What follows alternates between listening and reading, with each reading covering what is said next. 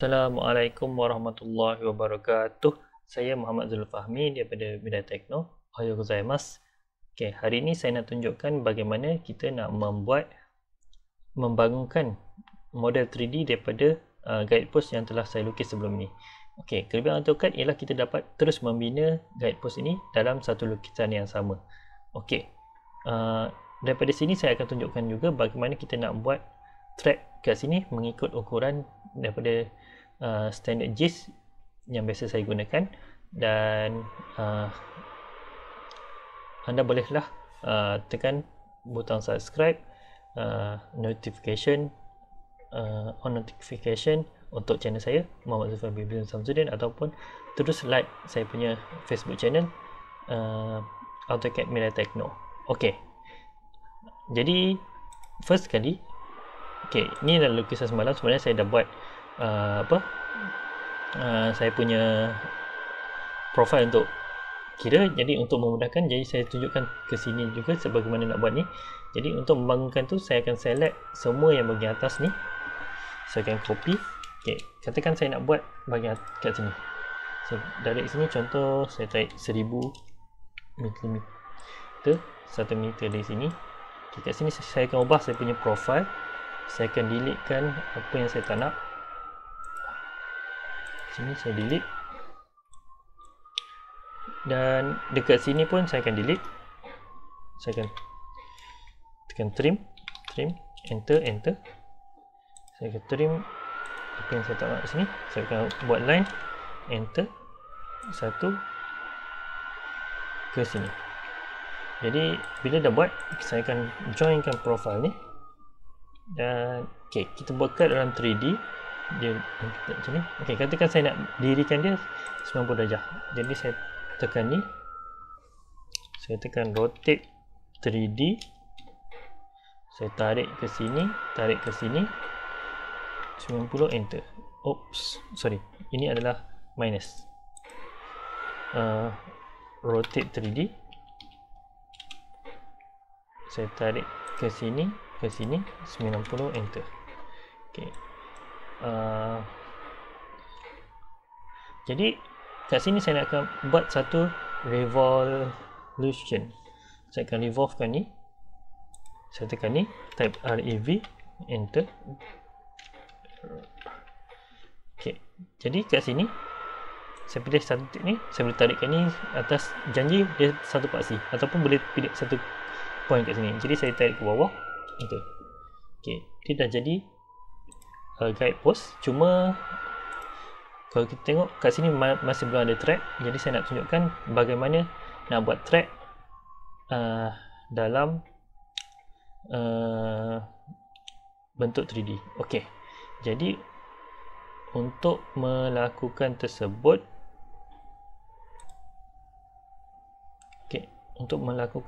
perkara tersebut, saya kena buka Excel satu, dan kita tengok dia punya data. Ok, ini adalah Ipanyo Method Energy ataupun General Purpose Metric Screw. Ok, dia menggunakan JIS B0205, ataupun dia ISO pun ada standard ni. Ni dibuat pada tahun 2001. Yang sebelum tu 97 dan 82 pun ada.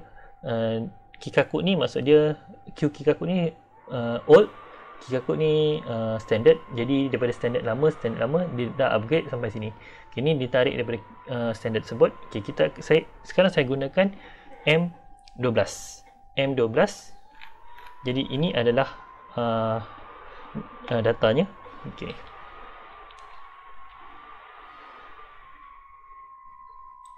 M12. ok, saya buka ni, kita nampak kat sini apa yang kita perlu tahu ialah H, tinggi segitiga ni, H/8 ataupun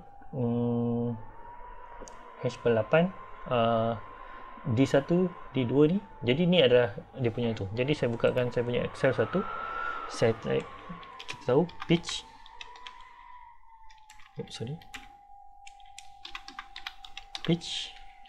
apa yang saya nak cari, H per 8 dan hash per 7. 7 per 8 hash.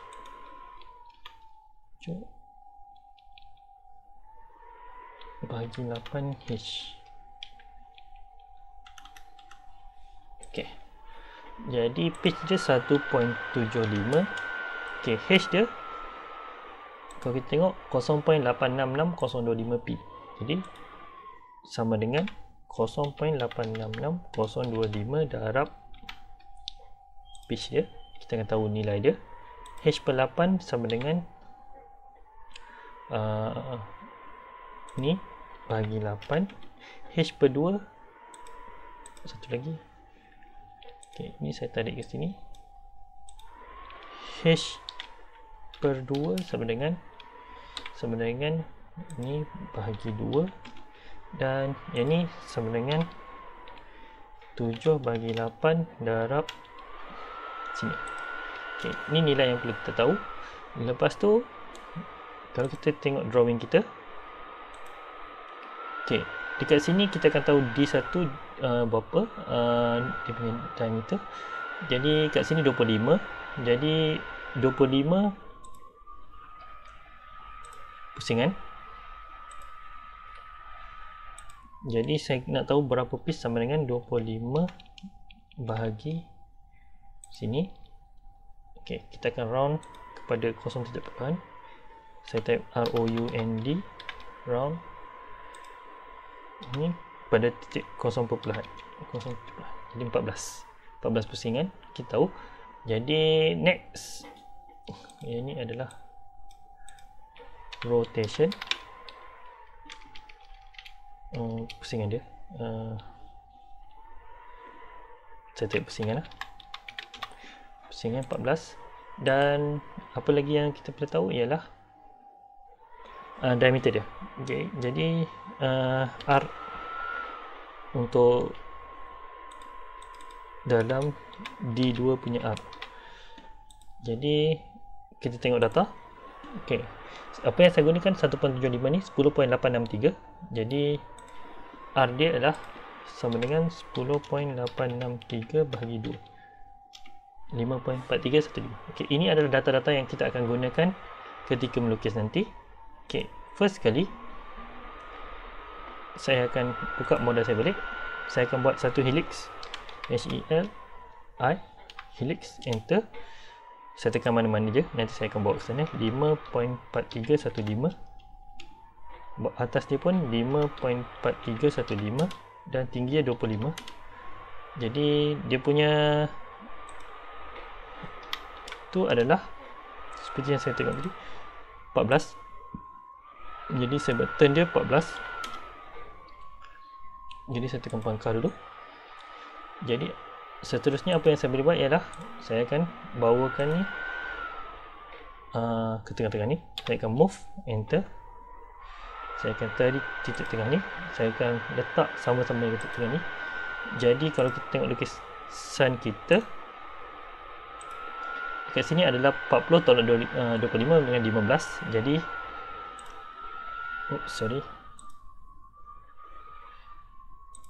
saya akan move kan 15 ke bawah. Okay, jadi kat sini saya akan cari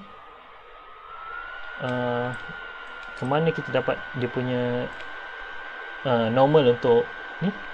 Jadi katakan saya nak lukis dekat sini, jadi saya tekan back ni sebagai saya punya main. Okay, saya akan lukis saya punya profile untuk saya punya tu kat sini. Jadi saya tekan UCS. Saya akan tukar view ni sebagai saya punya depan. Jadi apa yang saya nak buat ialah saya akan buat satu line dulu. Line, enter. Macam ni. 1 point, kita tengok balik, 515544. 515544. Okey. Jadi line ni saya kopikan dia.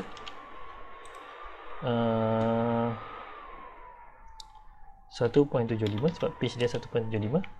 Jadi next dia punya H2 0.75772. Jadi saya buat L enter, saya pilih mid between the points, pick point ni dengan point ni 0.75772.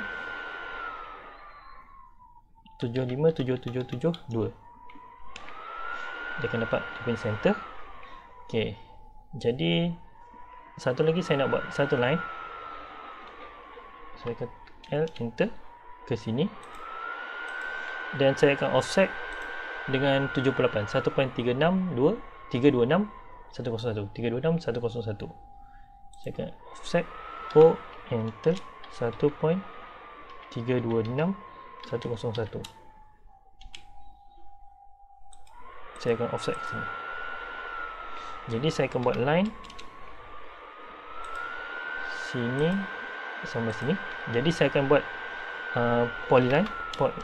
Saya akan follow 1 2 3 4 dan C enter. Jadi saya akan dapat saya punya profile. Saya akan copy, move kan dia dulu, move enter. Saya pilih titik tengah ni, saya akan letak di atas ni. Okay. Kita dah dapat macam ni.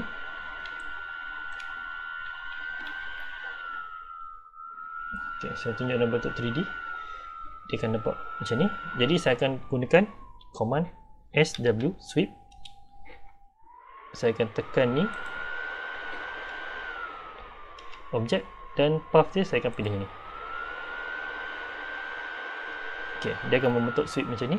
Jadi kalau saya tengok bentuk realistik, dia akan jadi macam ni. Okay, tapi belum nampak gigi dia kan. Okay, jadi untuk menunjukkan gigi dia, saya akan tekan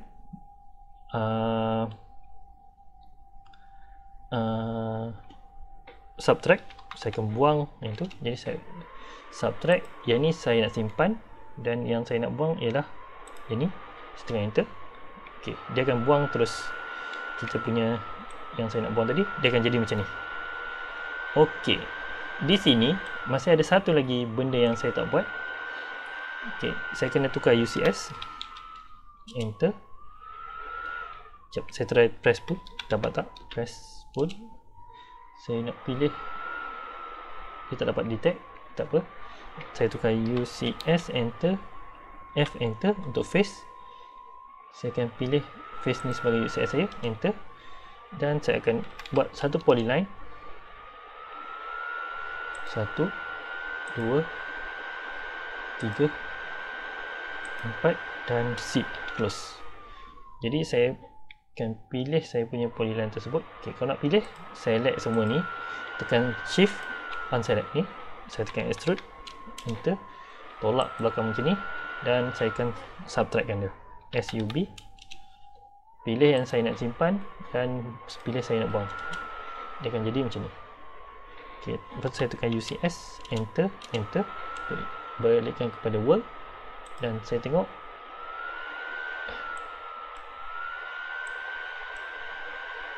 inilah hasilnya.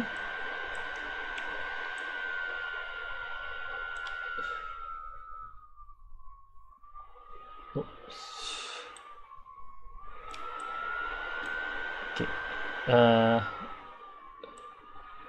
Ini adalah hasil guide post yang saya telah buat tadi. Ini adalah kawasan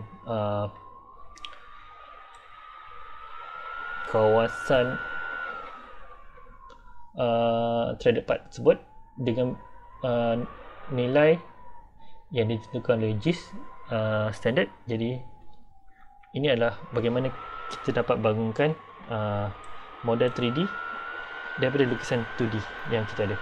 Jadi kalau kita tengok lukisan 2D saya buat semalam ya ini, dan ini adalah lukisan 3D. Saya boleh movekan dekat sikit, move, enter.